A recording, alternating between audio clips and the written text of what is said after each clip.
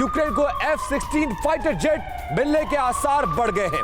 Ukraine को F-16 fighter jet दे सकता है एस्टोनिया के विदेश मंत्री ने इसके संकेत दिए हैं। फैसले से अमेरिका और रूस में तनाव बढ़ सकता है, क्योंकि ऐसी ही मदद के भरोसे छोटा सा मुल्क यूक्रेन रशिया जैसे सुपर पावर से भिड़ रहा है, 14 महीनों से मुकाबला कर रहा है और इन्हीं मदद का विरोध करता रहा है रशिया, जिसके बाद अगर F-16 मिला तो ये समझिए कि तनाव बढ़ेगा, और तनाव अगर बढ़ा सीमाओं पर तो फिर इसका खामियाजा एक बार फिर से यूक्रेन को भुगतना पड़ सकता है।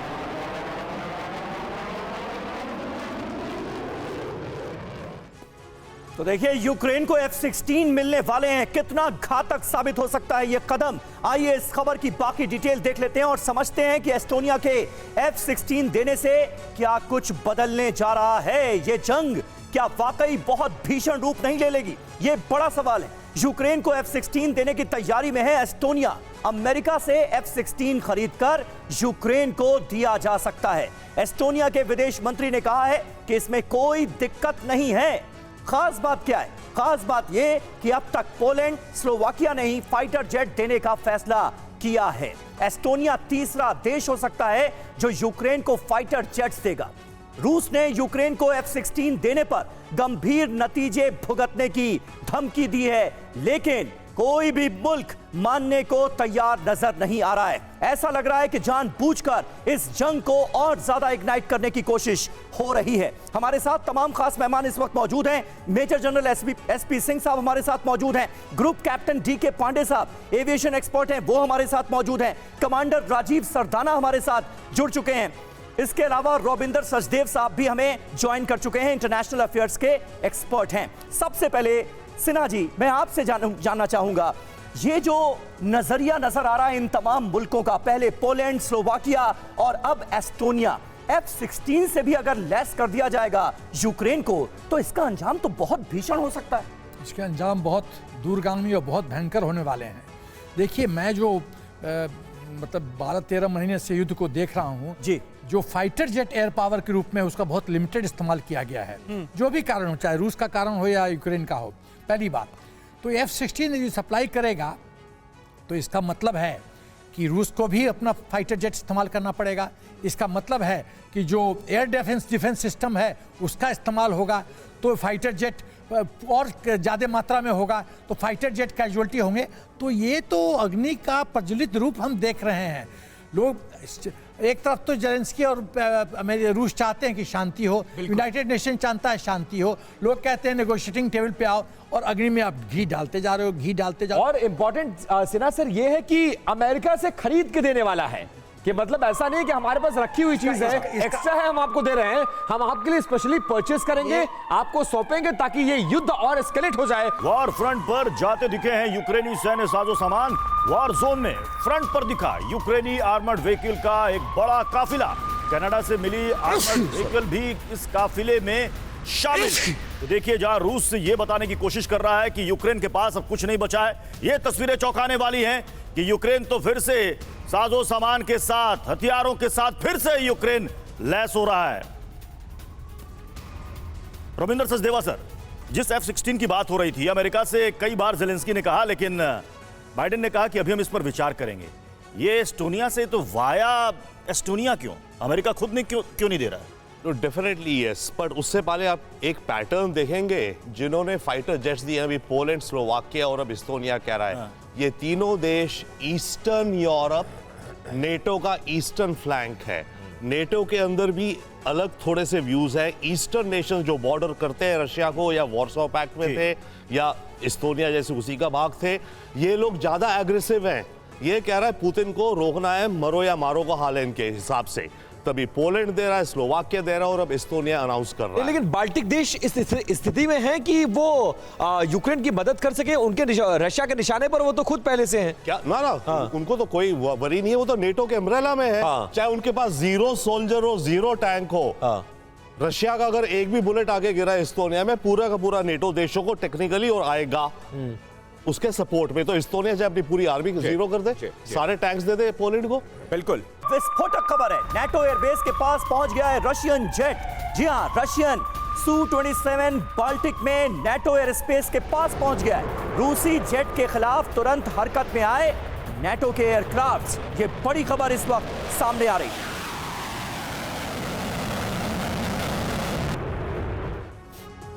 अब नेटो के खिलाफ रूस की आक्रामकता का क्या ये नतीजा है, इस पर चर्चा करने से पहले इंफॉर्मेशन वॉल पर एक एक डिटेल आपके सामने होगी, क्योंकि नेटो देशों के खिलाफ रूस जिस तरीके से आक्रामक हो चुका है, जाहिर सी बात है अब नेटो देशों की भी अपने स्तर पर तैयारी पूरी है। और जिस तरीके से पश्चिम से मिल रहा सहयोग यूक्रेन को अब बैटलफील्ड पर और ज्यादा मजबूत करता आ रहा है, यही वजह है कि अब पुतिन नेटो के खिलाफ और ज्यादा एग्रेसिव होते जा रहे हैं। हालांकि देखते हैं कि नेटो के आसमान में और क्या कुछ हुआ है। अभी तक चर्चा करने से पहले नेटो के आसमान में रूसी जेट को लेकर बड़ी खबर, जहां रूस के 2 सुखोई एयरक्राफ्ट नेटो की सीमा के पास बिल्कुल नजदीक पहुंच गए। दूसरी महत्वपूर्ण बात यह कि इस दौरान एयर ट्रैफिक कंट्रोल एजेंसीज को कोई सूचना ही नहीं दी गई। तीसरी महत्वपूर्ण बात, जहां रशियन फाइटर्स विमानों को नेटो ने इंटरसेप्ट भी किया है और रशियन विमान दिखते ही रोमानियन F-16 तुरंत हरकत में भी आ गए। अब नेटो एयरक्राफ्ट ने रशियन जेट्स को एस्कॉर्ट कर सीमा से बाहर कर दिया। पांडे सर, इस पर मैं आपका रिस्पॉन्स चाहूंगी, क्योंकि नेटो के आसमान में अगर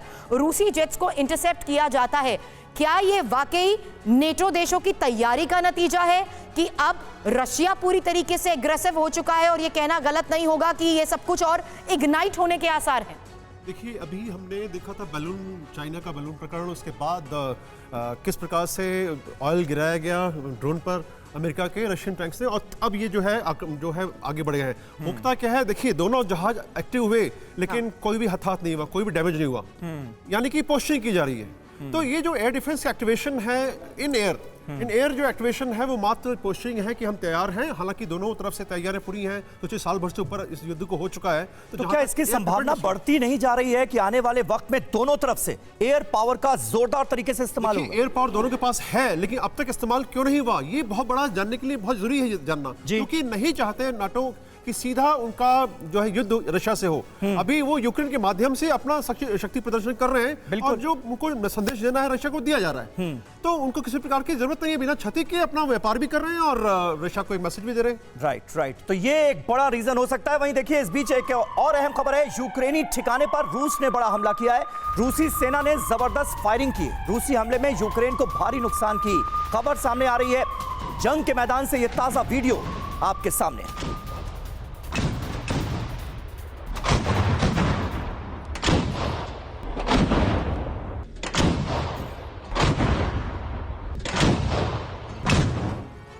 यूक्रेन बेलारूस बॉर्डर से बहुत बड़ी खबर आ रही है। बेलारूस की सीमा पर तैनाती बढ़ाएगा यूक्रेन। बेलारूस में रूस की सैन्य गतिविधि बढ़ने से यूक्रेन अलर्ट हो गया है।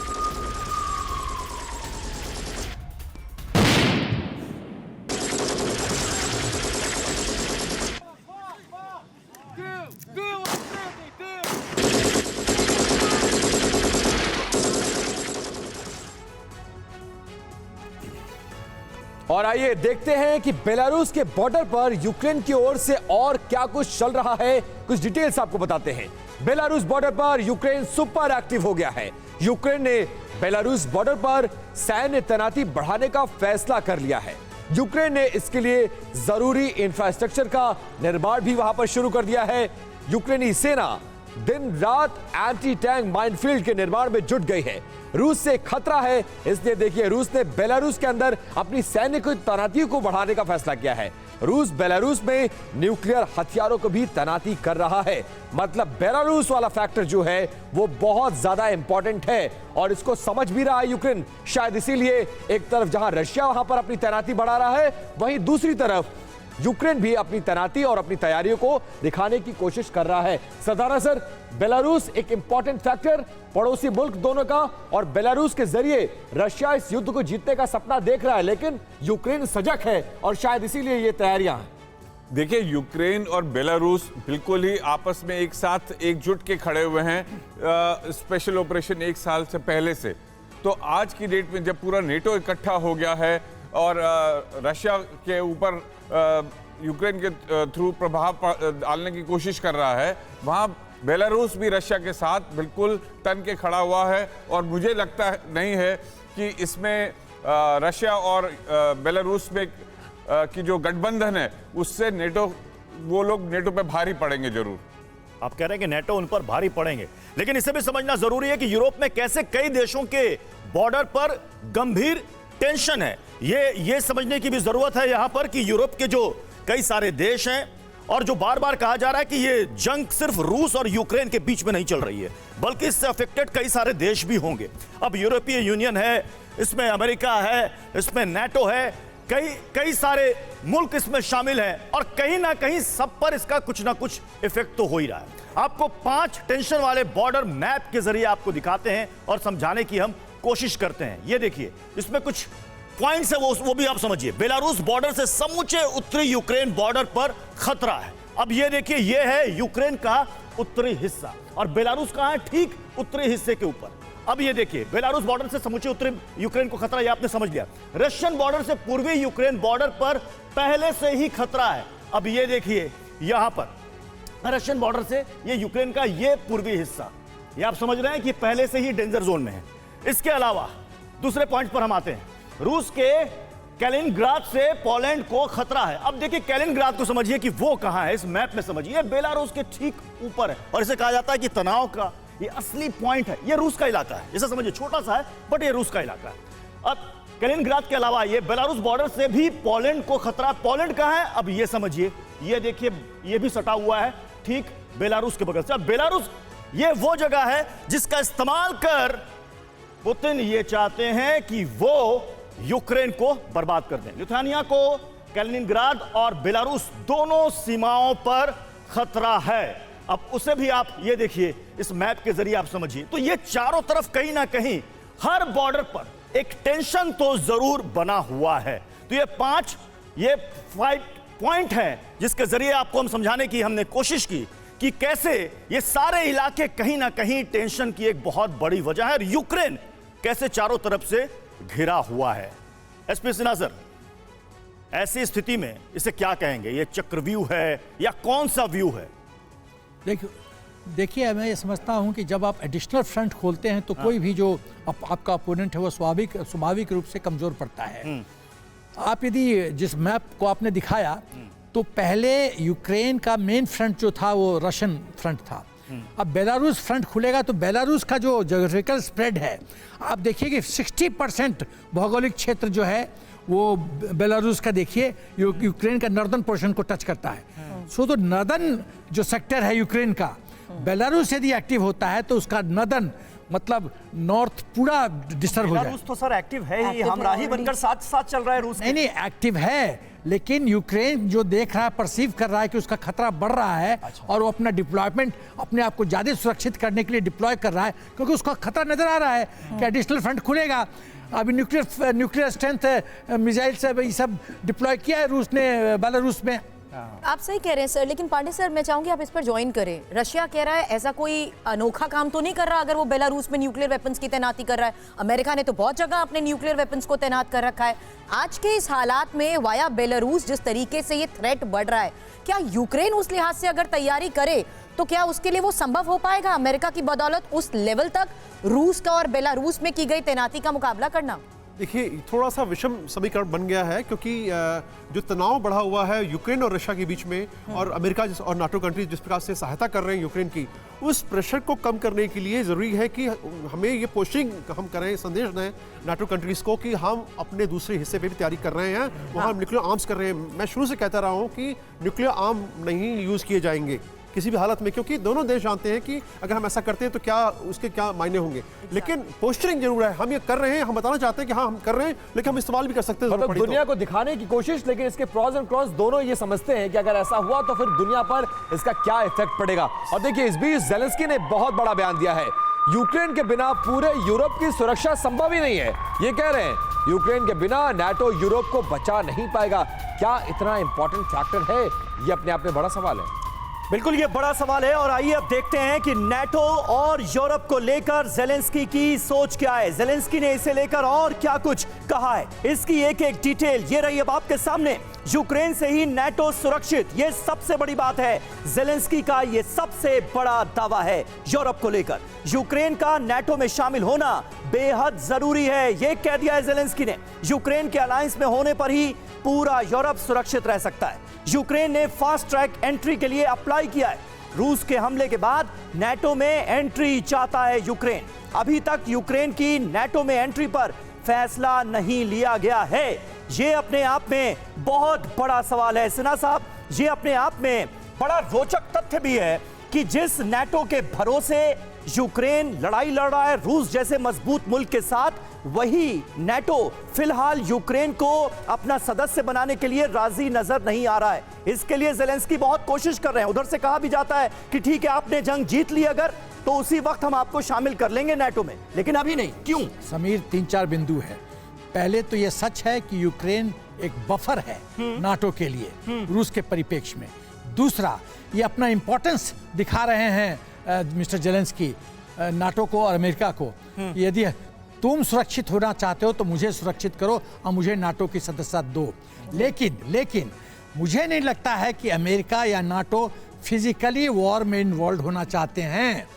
वो चाहते हैं कि भाई ज़ेलेंस्की का कंधा हो, हम मिलिट्री इक्विपमेंट दें, और इसीलिए F-16 अमेरिका डायरेक्ट यूक्रेन को नहीं दे रहा है। पांडे सर, आप कुछ ऐड करना चाह रहे हैं? देखिए, बहुत ही महत्वपूर्ण है कि इस समय यूक्रेन ये सोच रहा है कि फिनलैंड को आपने प्रक्रिया शुरू की जुलाई अक्टूबर में और उसको आपने सदस्यता दे दी, और हम 2008 से चिल्ला रहे हैं कि हमें शामिल कर लो, शामिल कर लो। तो बेवकूफ किसको बना रहे हैं आप? हाँ, और इसी वजह से हम जंग भी झेल रहे हैं। रविंदर सर, और प्रॉब्लम ये है कि ये पूरी दुनिया को बात समझ में आ रही है, लेकिन वो यूक्रेन समझ नहीं पा रहा है। सॉरी, हमें बड़ी खबर का रुख करना है विपिन, लेकिन रविंदर सर, क्या ये यूक्रेन के लिए अभी भी पॉसिबल है? फिनलैंड ने अगर इतने छोटे टाइम स्पैन में सदस्यता हासिल कर ली, यूक्रेन अभी भी कर सकता है? दो बहुत अलग अलग चीजें हैं। यूक्रेन को जो सदस्यता अभी तक नहीं मिली, उसका रीजन है नेटो और ईयू में ज्वाइन करने के लिए कंट्री की डेमोक्रेसी एक लेवल की होनी चाहिए, करप्शन एक लेवल से कम होनी चाहिए, गवर्नेंस होनी चाहिए। यूक्रेन में वो कुछ नहीं था। यूक्रेन इक्वली करप्ट माफिया बनाना रिपब्लिक था। तो शायद क्राइटेरिया में फिट नहीं बैठ रहा था, इसी का खामियाजा यूक्रेन को भुगतना पड़ा और यूक्रेन युद्ध में चला। रूस और तजाकिस्तान की ज्वाइंट वॉर ड्रिल हो रही है। दोनों देशों ने पहाड़ों पर भी अभ्यास किया है और ड्रिल में टैंक्स, हेलीकॉप्टर्स और दूसरे हथियार शामिल है। ड्रिल में 1200 से अधिक सैनिक शामिल है जो अपनी ताकत का प्रदर्शन कर रहे हैं। तस्वीरें आपके सामने।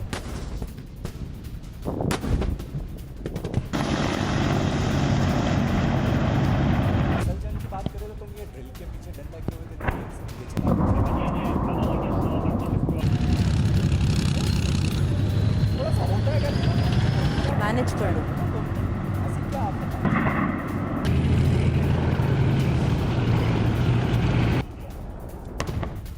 हालांकि बखमुट जिस तरीके से लगातार यहां तबाही की भयावह तस्वीरें आ रही थी, एक और तस्वीर अब आपके सामने होगी। बखमुट से आई ये भयावह तस्वीर देखिए, जहां हालात लगातार बिगड़ रहे हैं और वीडियो में भी देखिए किस तरीके से पूरी तरीके से बर्बाद नजर आएगा ये शहर। हालांकि हमलों से सब कुछ तहस नहस हो चुका है, रिहायशी इमारतें तबाह हो चुकी हैं, खंडर में तब्दील हो चुका है पूरा बखमुट, और यही वजह है कि यहाँ के हालात को लेकर भी चर्चा की जानी जरूरी है। लेकिन बखमुट की इस वक्त की ये जो रियल पिक्चर है, जरा वो भी समझिए, क्योंकि अब हम आपको बताएंगे बखमुट से आई तबाही की ये तस्वीरें किस तरीके से एक रियल पिक्चर सामने रख रही है। क्योंकि बखमुट में जिंदगी अब थम गई है।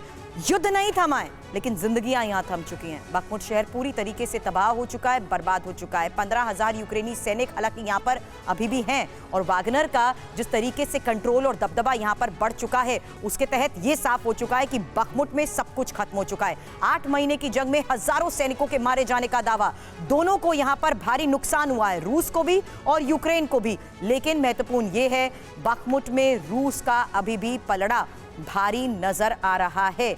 अब मेरा सवाल आपसे है यहाँ पर सरदाना सर, बखमुट जिस तरीके से अभी तक एपिसेंटर बना हुआ है, क्या यूक्रेन अभी भी रिकैप्चर कर सकता है बखमुट को, जहां पर बड़ा क्षेत्र पूरे तरीके से रूस के दबदबे में आ चुका है? बस ये कह दीजिए कि अब झंडा फहराना बाकी है रूस के लिए इस इलाके में। आपका कहना सही है, और मेरा भी यही विचार है कि रूस इस जगह को आज नहीं तो कल बिल्कुल अपने कब्जे में कर लेगा।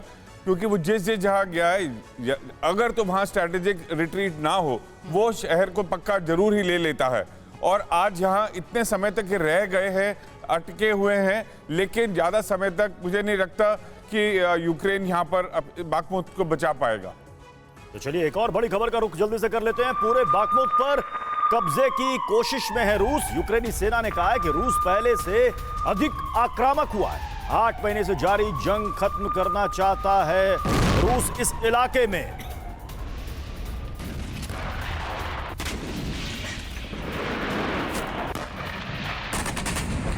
कह रहा है कि बाखमुत में रूस पहले से ज्यादा अग्रेसिव हो गया है,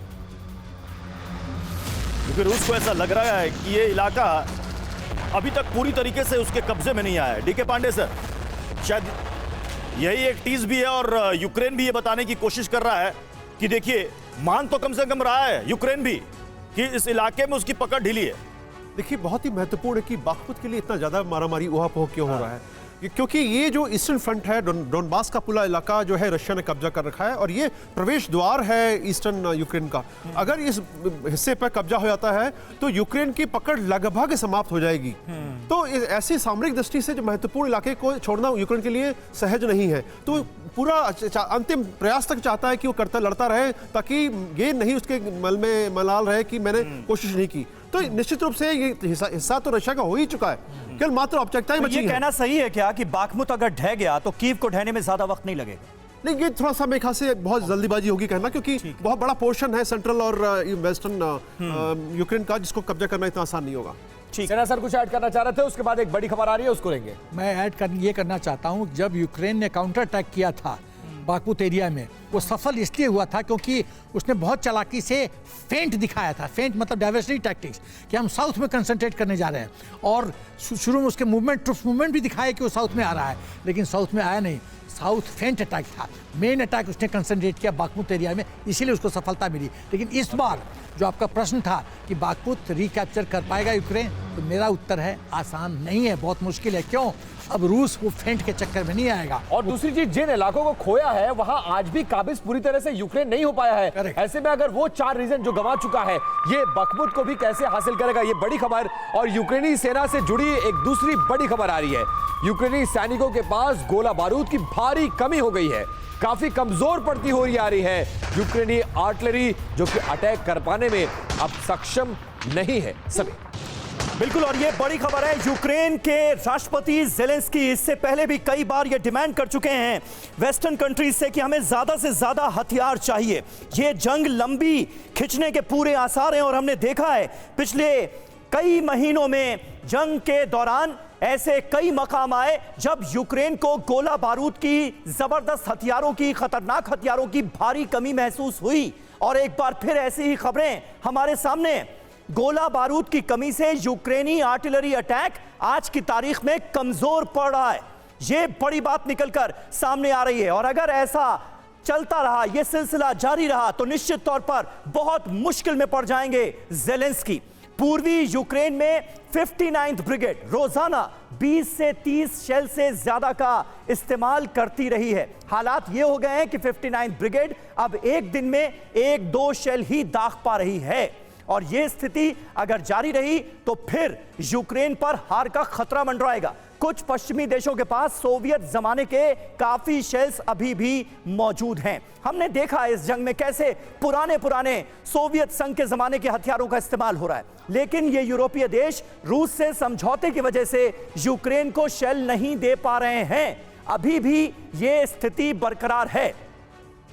हालांकि यूक्रेन का दावा है कि वो रोजाना 7,700 शेल दाग रहा है। देखिए, दावे तो बहुत सारे किए जा रहे हैं, लेकिन इन दावों में कितना दम है ये बताती है मैदाने जंग की सच्चाई। और जो खबरें वहां से सामने आ रही हैं वो यूक्रेन के लिए खतरे की घंटी बजाती नजर आती हैं। सरदाना साहब, किस तरह से आप इस डेवलपमेंट को देखते हैं, और क्या वाकई ये माना जाए कि यूक्रेन भारी हथियारों की कमी से इस वक्त जूझ रहा है? देखिए, बिल्कुल सही है, क्योंकि यूक्रेन अपने नहीं बाकी नेटो देशों से हथियारों के लिए डिपेंडेंट है। और दूसरी तरफ अगर आप रशिया को देखेंगे तो रशिया तो वर्ल्ड की लार्जेस्ट फैक्ट्री है आर्म्स के लिए, इतना स्ट्रांग देश है, उनकी मैन्युफैक्चरिंग इतनी है, उनके स्टॉक पाइल्स इतने हैं। तो कभी भी ये जब बात उभर के आती है कि रशिया के पास हथियार कम हो रहे हैं, उसे किसी से जरूरत पड़ेगी, तो बिल्कुल ही इस बात को मैं खारिज करूंगा। और यदि यूक्रेन के बारे में ये बात आ रही है कि वो बिना लेकिन सरदाना सर, ये तो बार-बार ज़ेलेंस्की हाथ फैलाकर सबसे मदद मांग रहे हैं। वो कह रहे हैं कि हमें फाइटर जेट्स चाहिए, हमें एयर डिफेंस सिस्टम चाहिए। अमेरिका खुलकर सामने क्यों नहीं आ रहा है? पिछले दिनों हमने ये भी खबर सुनी थी कि नाटो देशों के बीच में ही एक राय नहीं है। बिल्कुल, देखिए अमेरिका को अपने हथियार बेचने हैं, चाहे वो दूसरे देशों के थ्रू F-16 जाएं। हथियार तो अमेरिका के ही बने हुए हैं ना, बिक तो F-16 कहां बन रहे हैं? यूएस में बन रहे हैं, वहीं से तो सामान बिक रहा है। लेकिन यदि वो डायरेक्टली सामान देता है यूक्रेन को, तो वो वॉर में खुद सीधा आ जाता है, जो वो नहीं आना चाहता। उसका मकसद है कि मेरा काम भी चलता रहे, मेरी दुकान भी चलती रहे और मेरी दुकान में आग भी ना लगे और रविंद्र सामान जरूर पहुंचे। रविंद्र सर, ये देखिए ना, ये क्या सिनेरियो बनता हुआ नजर आ रहा है। आप ये समझिए कि जिसकी बदौलत ये पूरा युद्ध लड़ा जा रहा है, वो कह रहा है हम डायरेक्टली वॉर में नहीं आएंगे, वहां पर गोला बारूद की कमी हो गई है। ऐसे में अगर उसको सप्लाई नहीं हुई तो ये युद्ध लड़ा कैसे जाएगा? तब तो यूक्रेन का हारना तय माना जा रहा है। यूक्रेन का हारना तय नहीं है, युद्ध लड़ा जाएगा, जैसे तैसे लड़ा जाएगा। बट मैं बिगर पिक्चर कहता हूं, ये जो एमुनेशंस की बात है, देखिए बिग पिक्चर में किसी भी देश के पास इतना स्टॉक नहीं होता कि वो साल भर लड़ता रहे। अमेरिका के पास भी नहीं है। इस समय अमेरिका की प्रॉब्लम चल रही है जैवलिन और स्टिंगर जो यूक्रेन को दे रहा था, क्योंकि इन्होंने प्रोडक्शन लाइंस बनाई हुई थी, कुछ स्टॉक रखा था, कुछ प्लानिंग कर रखी थी। ये युद्ध इतना लंबा चल गया है। भारत के पास भी, मैं कहूंगा नहीं क्या नंबर है, बट हमारे अच्छे अच्छे generals and all will know कि अगर हमारा युद्ध फुल फ्लेज हो तो हमारे पास कितने समय के लिए एमुनेशन है, राइट? तो हर देश की एक लिमिट है, उतना ज्यादा प्लान नहीं कर रखा था। तो यूक्रेन की जो प्रॉब्लम आ रही है, दो एंगल से आ रही है। एक तो उसकी जो मिलिट्री है, सारी सोवियत सिस्टम्स हैं ज्यादा, तो उनको उसके एमुनेशन चाहिए, और दूसरा जो वेस्ट से आ रहा है उसके पास, उसको वेपन चाहिए, उसके एमुनेशन चाहिए। इनमें कमी आ रही है without doubt. Supply lines America पर हो क्या रहा है? ये जो सर, आपने सचदेवा साहब जिस बात का जिक्र किया है वो बहुत इंपॉर्टेंट पॉइंट है, और ऐसा लग रहा है कि लिमिट जिसका जिक्र हो रहा था वो यूक्रेन की अब एग्जॉस्ट होती हुई नजर आ रही है। इसका अंजाम क्या होगा, इस पर करेंगे बात। लेकिन इस बीच यूक्रेन से एक बेहद खास तस्वीर सामने आई है। महीनों बाद 31 बच्चे अपने परिवार से मिले, रूसी कब्जे वाले इलाकों से निकाले गए हैं ये बच्चे। ये देखिए, जबरदस्त जंग के बीच ये तस्वीर अपने आप में बहुत अहम है। ये तमाम वो बच्चे हैं जो अरसे से अपने परिवार से बिछड़ गए थे। ये वो इलाके हैं जिस पर अब रूस का कब्जा हो चुका है, और ये बच्चे अब वापस अपने परिवार से मिले हैं महीनों के बाद। और ये जो लम्हा था, ये बहुत ही भावुक क्षण थे जिसकी गवाह हैं ये तस्वीरें जो TV9 भारतवर्ष पर इस वक्त हम आपको दिखा रहे हैं। हम और आप अंदाजा लगा सकते हैं कि पिछले कई महीनों में अपने परिवार से तन्हा होकर इन बच्चों पर क्या गुजरी होगी।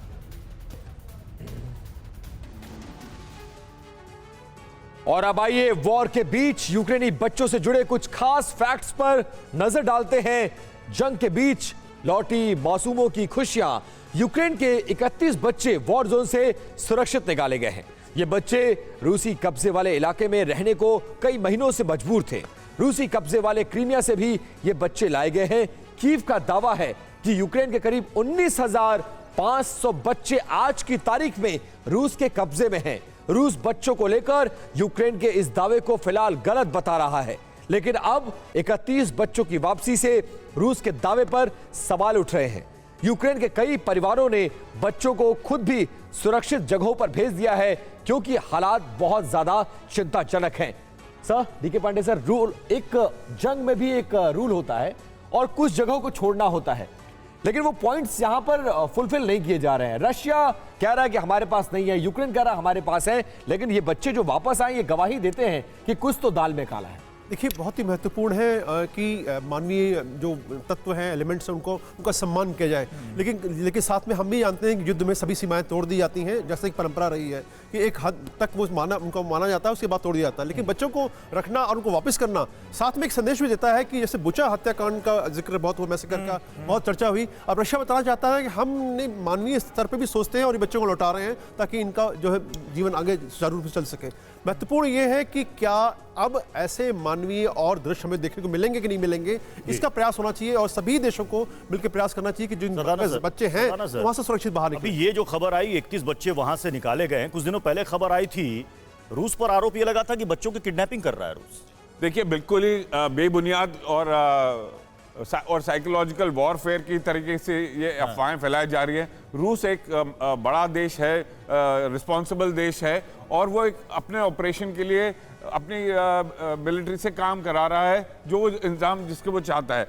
वो ये ऐसे मानवीय अधिकार बच्चों के ऊपर करने वाला देश नहीं है। ये बिल्कुल मैं खंडन करता हूँ इस बात का, ये नहीं सच हो सकता। नहीं सरदाना साहब, लेकिन जंग की जो तस्वीरें सामने आ रही हैं वो तो ये बयां कर रही है ना सिन्हा साहब। अब अगर किसी रिहायशी इमारत पर मिसाइल गिराई जा रही है तो ये थोड़ी देखा जा रहा है कि वहां पर कितने बच्चे हैं और कितने बुजुर्ग हैं, ये थोड़ी देखा जा रहा है। वो तो बरसाई जा ही रही है इस मकसद से कि इमारत के अंदर जो कुछ भी है वो सब कुछ धराशायी हो जाए, जितनी भी जिंदगियां हैं वो तबाह हो जाए।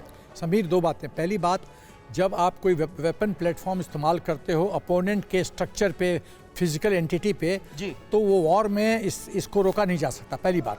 दूसरी बात जो मैं कहना चाहता हूँ, जब बच्चों की बात आती है, बच्चों को किडनैप करके रूस को क्या फायदा मिलेगा?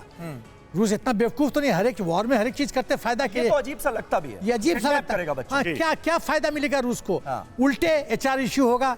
हाँ, यदि रूस सोचता है कि इन बच्चों को किडनैप करके एक बार्गेनिंग टूल की तरह इस्तेमाल करेगा यूक्रेन के खिलाफ, एक पॉसिबिलिटी ये हो सकती है। लेकिन मुझे नहीं लगता है कि रूस इसको बच्चों को एसेट की तरह इस्तेमाल करके और प्रेशर डालेगा। ये मतलब नीचे लेवल की भी जो सत्ता होती है वो सत्ता से बहुत नीचे वाली बात है ये। जी, ठीक है।